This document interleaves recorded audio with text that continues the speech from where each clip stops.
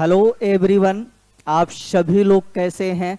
I hope आप लोग स्वस्थ होंगे, मस्त होंगे और अपनी पढ़ाई लिखाई बेहतरीन रूप से व सुचारू रूप से कर रहे होंगे। मैं राहुल यादव आप सभी का स्वागत करता हूं आपके अपने ऑनलाइन प्लेटफॉर्म प्रशिक्षण क्लासेस पर। गाइज, हम लोग सुपर 30 बैच के अंतर्गत फिजिक्स और केमिस्ट्री का अभ्यास श्रृंखला 28 का अध्ययन कर लिया गया था, अर्थात 28 का अध्ययन कर लिया गया था। आज का जो हमारा अभ्यास श्रृंखला होगा ये अभ्यास श्रृंखला 29 होगा और जो आज का टॉपिक है वो भी यौगिक अर्थात कंपाउंड का प्रयोग कहाँ पर किया जाता है, जैसे भारी जल का प्रयोग कहाँ किया जाता है, अमोनिया का प्रयोग कहाँ पर किया जाता है, ब्लीचिंग पाउडर का प्रयोग कहाँ पर किया जाता है। तो इसके बारे में हम लोग इसकी जो है चर्चा करने वाले हैं। अगर हम बात करें गुब्बारे में कौन सी गैस भरी होती है, वायुयान के टायरों में कौन सी गैस भरी होती है, अगर भरी होती है तो क्यों वही गैस भरी होती है, कोई और गैस क्यों नहीं भरी जाती है, इसके बारे में हम लोग विधिवतपूर्ण चर्चा करने वाले हैं।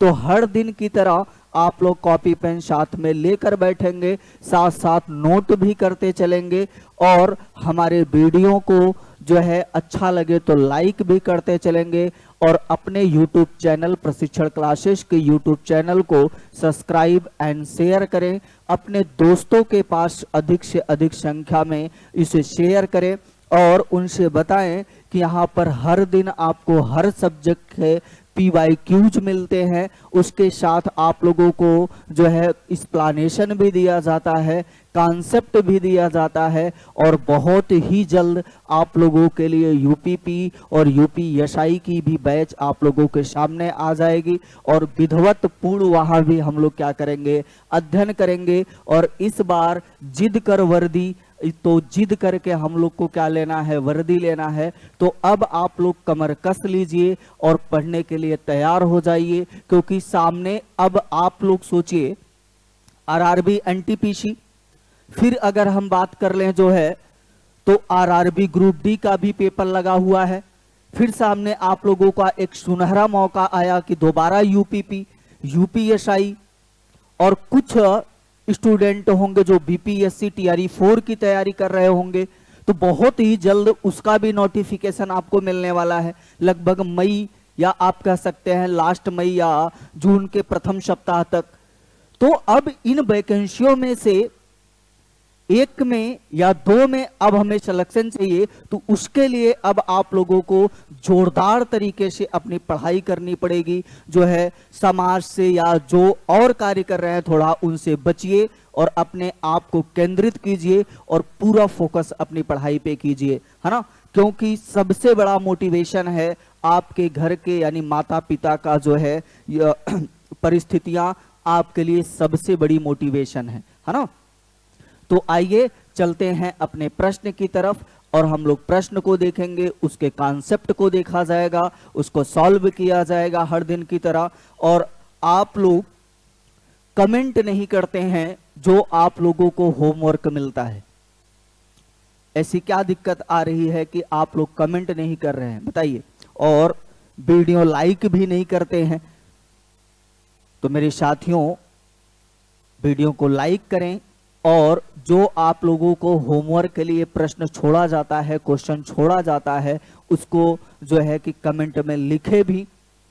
और हो सके तो आप सारे प्रश्न का आंसर कमेंट में लिखें। इससे आपका जो है एक अच्छी तैयारी होगी। जब आप एक बार सोचेंगे फिर लिखेंगे तो फिर वो चीजें आपकी कंठस्थ हो जाएगी, फिर दोबारा नहीं भूलेगी।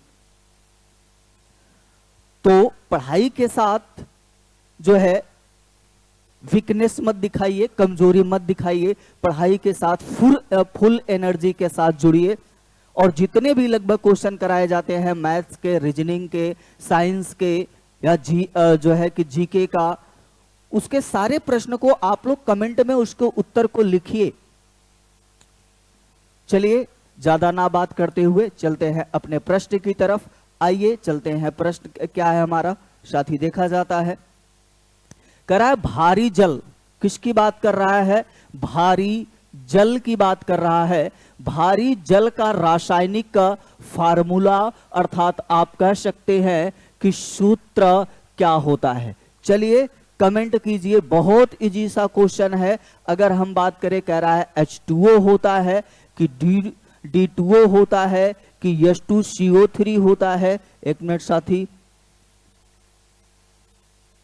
कह रहा है H2CO3 होता है कि H2S होता है। तो जल्दी से आप लोग कमेंट करेंगे जो है इसका जो है कि प्रयोग कहां पर होता है देखा जाएगा। तो इसका राइट आंसर अगर हम बात करें हमारे साथियों, तो इसका राइट आंसर क्या होगा, D2O होता है। अगर हम बात करें तो यह हाइड्रोजन का क्या होता है, यह हाइड्रोजन का समस्थानिक होता है। किसका समस्थानिक होता है, हाइड्रोजन का। किसका समस्थानिक होता है हमारे साथी, तो समस्थानिक किसका होता है, हाइड्रोजन का। अगर हम बात करें हाइड्रोजन के कितने समस्थानिक, तो हाइड्रोजन का 3 समस्थानिक आप लोग पढ़े होंगे, 1H1, दूसरा अगर बात कर लिया जाए 1H2 और नेक्स्ट अगर हम बात करें तो 1H3।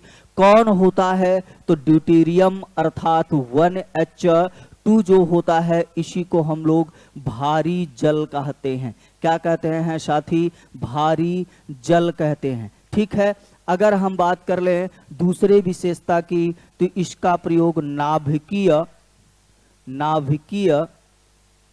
रिएक्टर में किया जाता है। कहां पर किया जाता है, नाभिकीय रिएक्टर में किया जाता है। शीतलक के रूप में किया जाता है। किस रूप में किया जाता है, शीतलक के रूप में किया जाता है। किस रूप में किया जाता है, शीतलक के रूप में किया जाता है। नेक्स्ट अगर हम विशेषता की बात कर लें, तो इसको जीवाणु अर्थात बैक्टीरिया को नष्ट करने में भी, जीवाणु को नष्ट करने में भी इसका प्रयोग किया जाता है। जीवाणु को नष्ट करने के लिए भी इसका प्रयोग किया जाता है, करने के लिए किया जाता है। और जब D2O से न्यूट्रॉन गुजरता है, इससे भारी जल से न्यूट्रॉन गुजरता है, तो न्यूट्रॉन जब गुजरता है तो बताइए उसकी गति जो होती है अर्थात मोशन जो होता है, गति धीमी हो जाती है कि तीव्र होती है, बताइए जल्दी।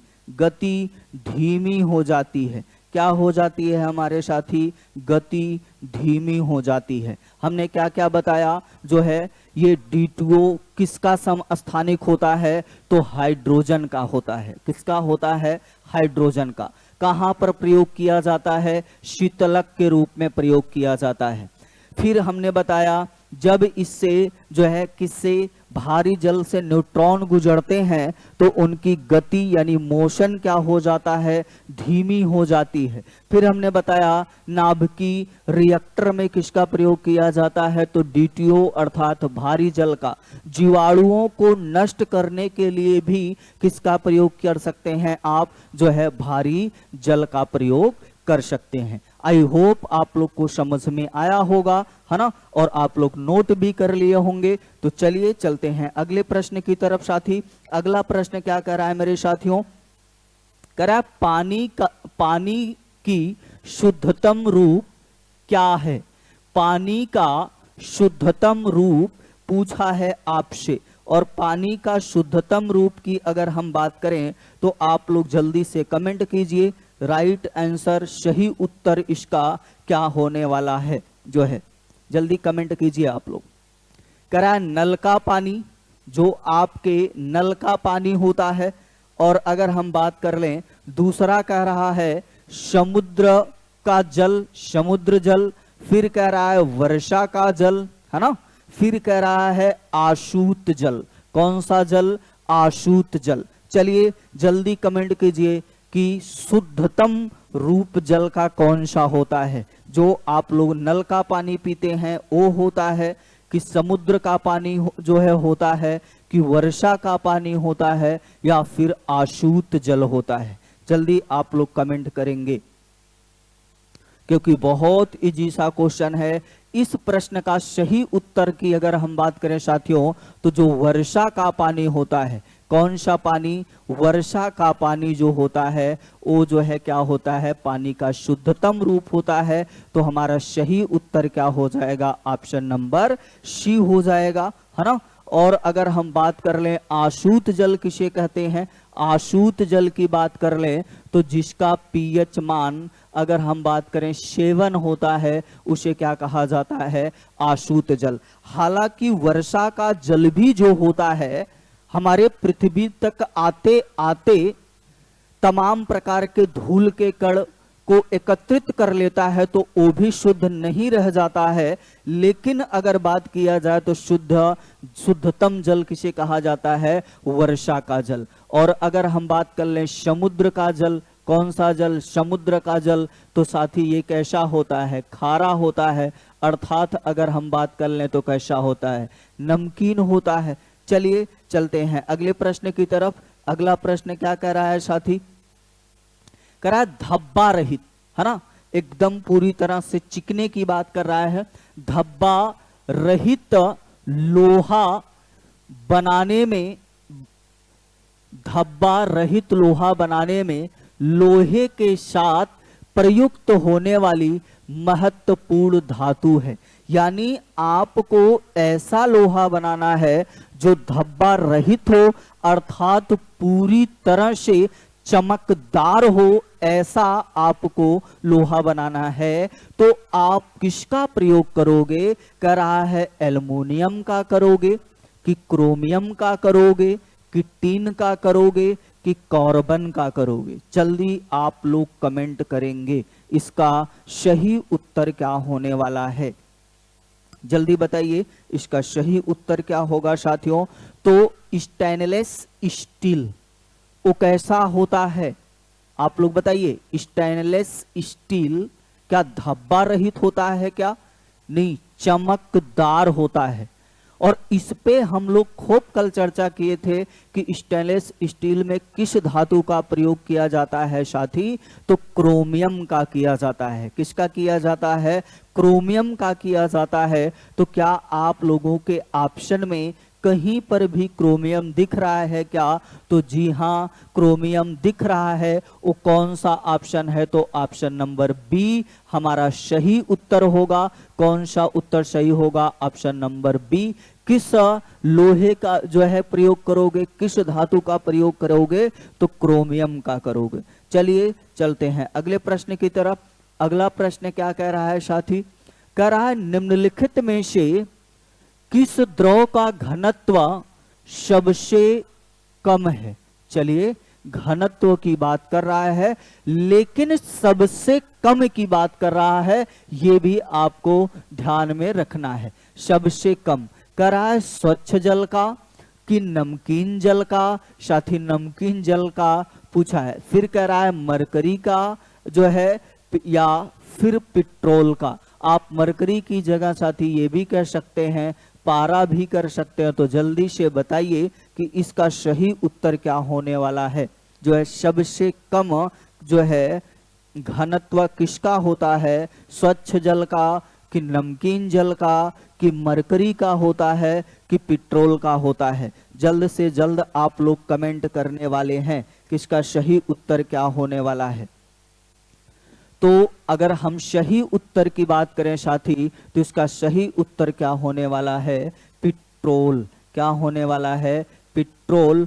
और ये कैसा जो है होता है, तो इसे जीवाश्म पेट्रोलियम कहते हैं, है ना। क्या कहा जाता है, किससे प्राप्त किया जाता है, जीवाश्म से, मुंबई जो है। और नेक्स्ट अगर बात कर लिया जाए तो इसे गैसो हॉल के नाम से भी जाना जाता है। किस नाम से जाना जाता है, गैसो हॉल के नाम से भी जाना जाता है। ठीक है।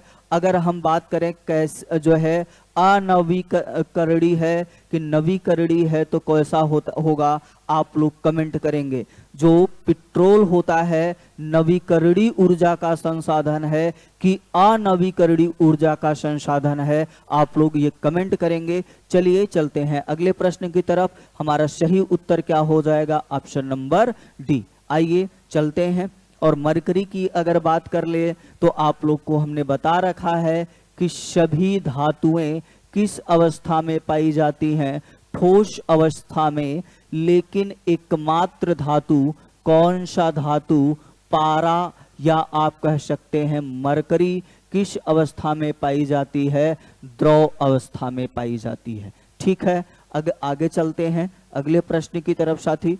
करा हैलोजनों में सबसे अधिक अभिक्रियाशील है। अगर हम बात कर लें हैलोजन में सबसे अधिक अभिक्रियाशील है, कह रहा है साथी फ्लोरीन है कि क्लोरीन है कि ब्रोमीन है कि आयोडीन है। जल्दी कमेंट करेंगे सबसे ज्यादा अभिक्रियाशील कौन होता है। जल्दी आप लोग कमेंट कीजिए, फ्लोरीन है कि क्लोरीन है कि ब्रोमीन है कि आयोडीन है। तो अगर सबसे अधिक हम अभिक्रियाशील की बात करें तो सबसे अधिक अभिक्रियाशील कौन होता है, तो फ्लोरीन होता है। कौन होता है साथी, फ्लोरीन होता है। यानी हमारा सही उत्तर क्या हो जाएगा, ऑप्शन नंबर ए हमारा सही उत्तर होगा। चलिए चलते हैं अगले प्रश्न की तरफ। अगला प्रश्न क्या कर रहा है साथी, कह रहा है जल में आसानी से घुलनशील है। जल्दी कमेंट कीजिए, जल में आसानी से घुलनशील है, कह रहा है कार्बन है कि नाइट्रोजन है या फिर अमोनिया है कि आयोडीन है। जल्दी आप लोग कमेंट कीजिए। रेफ्रिजरेटर में किस गैस का प्रयोग किया जाता है, जल्दी उर्वरक के रूप में किसका प्रयोग किया जाता है।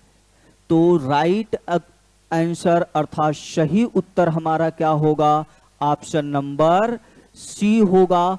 और अगर हम बात कर लें रेफ्रिजरेटर की, रेफ्रिजरेटर के में किसका प्रयोग किया जाता है, तो अमोनिया का। अमोनिया का मतलब साथी NH3 का प्रयोग किया जाता है।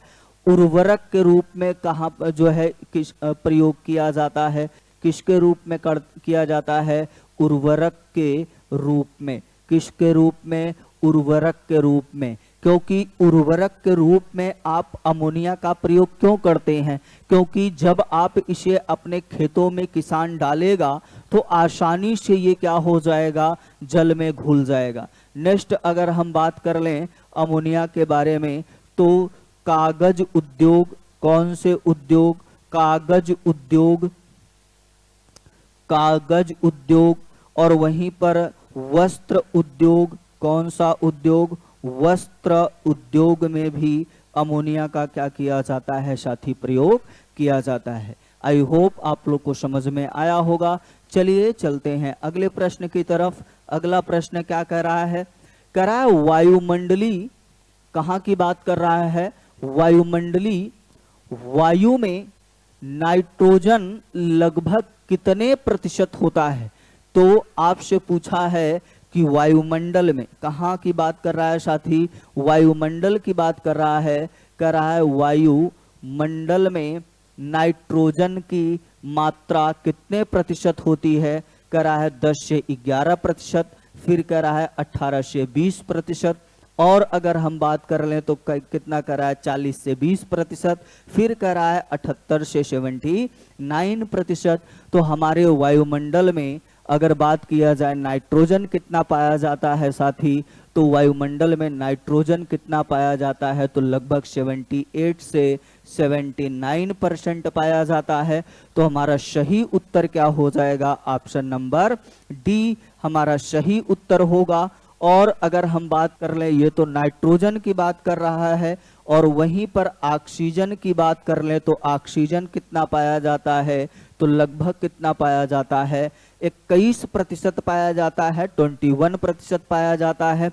कार्बन डाइऑक्साइड की बात अगर कर लें तो लगभग 0.04% पाया जाता है। बाकी शेष बचा हुआ क्या पाया जाता है साथी, तो बाकी शेष क्या पाया जाता है, तो आर्गन पाया जाता है। क्या पाया जाता है साथी, आर्गन पाया जाता है। आई होप आप लोग को समझ में आया होगा, है ना। चलिए चलते हैं अगले प्रश्न की तरफ। अगला प्रश्न क्या कह रहा है? कह रहा है सामान्यतः गुब्बारे में, किसकी बात कर रहा है? गुब्बारे की बात कर रहा है। सामान्यतः गुब्बारे में कौन सी गैस भरी जाती है? चलिए, हाइड्रोजन आप भरोगे, हाइड्रोजन भरी जाती है कि ऑक्सीजन भरी जाती है कि कार्बन डाइऑक्साइड भरी जाती है? फिर कह रहा है कि या फिर हीलियम भरी जाती है। तो बताइए कौन सी गैस भरी जाएगी, और हीलियम कैसी गैस है ये भी आप लोग जो है कमेंट में लिखेंगे। तो इसका सही उत्तर क्या होगा साथी? इसका सही उत्तर होगा ऑप्शन नंबर डी जो है इस गुब्बारे में कौन सी गैस भरी होती है? तो गुब्बारे में कौन सी गैस भरी जाती है? हीलियम। और आप लोगों का होमवर्क, आज फिर से आप लोगों का होमवर्क है, हीलियम की अगर हम बात कर लें, हीलियम को किस वर्ग में रखा जाता है?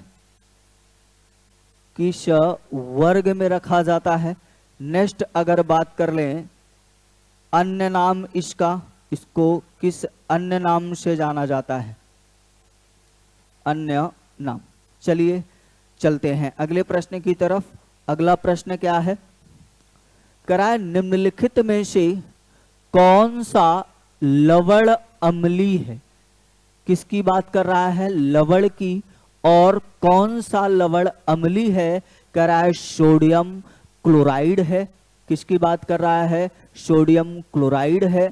फिर कह रहा है साथी जो है सोडियम क्लोराइड है, या सोडियम हाइड्रोजन सल्फेट है, या अगर हम बात करें सोडियम सल्फेट है, या फिर पोटेशियम साइनाइड है। जल्दी आप लोग कमेंट करेंगे। जो है अम्लीय लवण की बात किया है,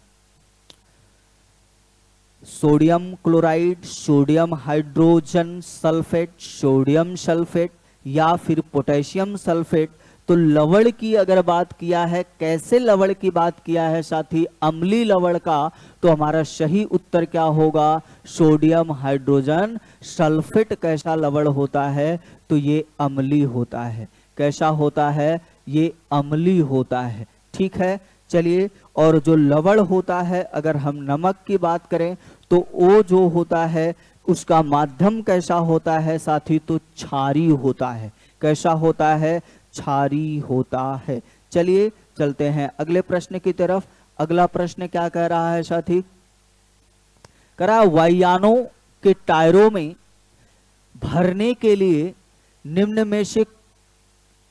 में से कौन सी गैस का प्रयोग किया जाता है? कह रहा है हाइड्रोजन का किया जाता है कि नाइट्रोजन का किया जाता है, या फिर हीलियम का किया जाता है, या फिर नियॉन का किया जाता है? सही उत्तर आप लोग कमेंट करेंगे जो है कि सही उत्तर क्या होता है। वायुयान जब लैंड करता है तो जो उसके टायर बने होते हैं उस पे आप लोग सोच सकते हैं कितनी स्पीड होती है और कितना बल कार्य करता होगा। और उसी के लिए अधिक बल कार्य करने के कारण अगर उसमें एक विशेष गैस नहीं भरी जाएगी तो टायर में क्या हो जाएगा? आग लग जाएगा, और वायुयान क्या हो जाएगा? क्षतिग्रस्त हो जाएगा, और हमारे लिए बड़ी हानियां हो जाएंगी। तो बताइए, हीलियम भरा जाता है ना? सही उत्तर क्या होगा?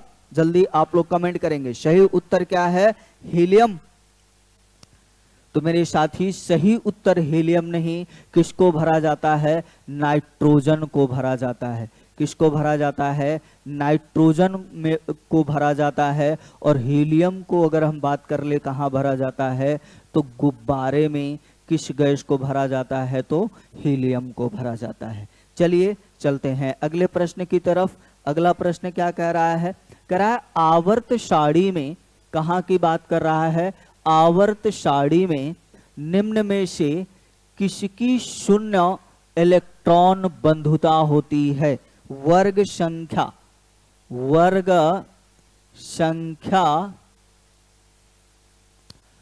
18 3 अर्थात 18 को याद कीजिए और उसमें कौन कौन सी गैसें थी, उनका 0 इलेक्ट्रॉन बंधुता होगा। तो कह रहा है रेडियम या फिर ऑक्सीजन या फिर नाइट्रोजन या फिर रेडॉन। तो आप लोग, हमें तो लगता है बहुत आसानी से इसको कर लेंगे, जो है कौन सा होगा, रेडॉन होगा, है ना। कौन सा होगा, रेडॉन। नोबल गैस के नाम से भी इसे जाना जाता है। किस वर्ग में रखा गया है, आवर्त सारणी में तत्वों के घरों में किस वर्ग में रखा गया है, तो वर्ग संख्या 18 में रखा गया है। चलिए चलते हैं अगले प्रश्न की तरफ साथी। अगला प्रश्न क्या कह रहा है, कह रहा है सोडियम को, किसकी बात कर रहा है, सोडियम को किसमें रखकर संचित किया जाता है। सोडियम जो धातु होती है ये बहुत ही अभिक्रियाशील होती है। अगर इसको बाहर रखा जाएगा तो ये ऑक्सीजन से जो है बहुत तेजी से अभिक्रिया करती है और आग लग सकती है।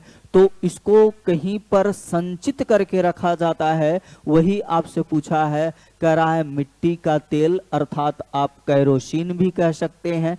क्या कह सकते हैं साथी, कैरोसिन भी कह सकते हैं। नेक्स्ट अगर बात कर ले, कह रहा है जल में संचित किया जाता है, फिर कह रहा है वनस्पति तेल में, फिर कह रहा है इनमें से कोई नहीं। तो जल्दी से बताइए कि सोडियम जो है, सोडियम को कहां पर संचित किया जाता है, मिट्टी के तेल अर्थात कैरोसिन में, या फिर जल में, या फिर वनस्पति तेल में, या इनमें से कोई नहीं। तो मेरे साथियों अगर हम बात करें तो मिट्टी के तेल अर्थात कैरोसिन में इसे रखा जाता है। क्यों रखा जाता है, क्योंकि बहुत जो है तीव्र अभिक्रिया करती है और इससे जो है आग जो है पकड़ने का डर होता है, आग का डर होता है, इसलिए इसे कहाँ रखा जाता है, मिट्टी के तेल अर्थात कैरोसिन में रखा जाता है। आई होप आप लोग को समझ में आया होगा। चलिए चलते हैं अगले प्रश्न की तरफ। अगला प्रश्न क्या कह रहा है, कह रहा है एल्युमिनियम सल्फेट का प्रयोग किया जाता है। एल्युमिनियम सल्फेट का प्रयोग किया जाता है। Al2SO4 का प्रयोग कहां पर किया जाता है, कह रहा है कपड़ों की छपाई में, आग बुझाने में, दोनों में, इनमें से कोई नहीं। तो बताइए एल्युमिनियम सल्फेट का प्रयोग आप कहां करेंगे, कपड़ों की छपाई में करेंगे कि आग बुझाने में करेंगे, या फिर दोनों में करेंगे, या फिर कहीं पर भी नहीं करेंगे अर्थात इनमें से कोई नहीं। तो साथियों एल्युमिनियम सल्फेट का प्रयोग कपड़े की छपाई में भी किया जाता है, आग को बुझाने में भी किया जाता है। तो हमारा सही उत्तर क्या हो जाएगा, ऑप्शन नंबर सी अर्थात दोनों में किया जाता है। चलिए चलते हैं अगले प्रश्न की तरफ। अगला प्रश्न क्या कह रहा है, जंग से बचाने के लिए, किससे, जंग से बचाने के लिए लोहे व इस्पात पर कलई चढ़ाने के लिए किस पदार्थ का प्रयोग करते हैं। तो साथी याद कीजिए गैल्वेनाइजेशन। कौन सा, गैल्वेनाइजेशन। किसकी हम बात कर रहे हैं, गैल्वेनाइजेशन में क्या किया जाता है, तो जस्ते की परत चढ़ाई जाती है। किसकी परत चढ़ाई जाती है साथी, लोहे पर जस्ते की परत चढ़ाई जाती है और इसी को क्या कहा जाता है, गैल्वेनाइजेशन, जिससे लोहा का क्या हो जाता है, सुरक्षा हो जाता है। अर्थात अगर हम बात कर ले तो लोहे पर जंग नहीं लगता है। तो सही उत्तर क्या हो जाएगा, ऑप्शन नंबर बी हमारा सही उत्तर होगा। चलिए चलते हैं अगले प्रश्न की तरफ साथी। अगला प्रश्न क्या कह रहा है, तो आज के लिए बस इतने ही प्रश्न साथियों। फिर आप सबसे मिलते हैं अगले अभ्यास श्रृंखला में। तब तक के लिए आप लोग स्वस्थ रहिए, मस्त रहिए और अपनी पढ़ाई लिखाई जोरदार तरीके से करते रहिए। आप सभी को थैंक यू, धन्यवाद।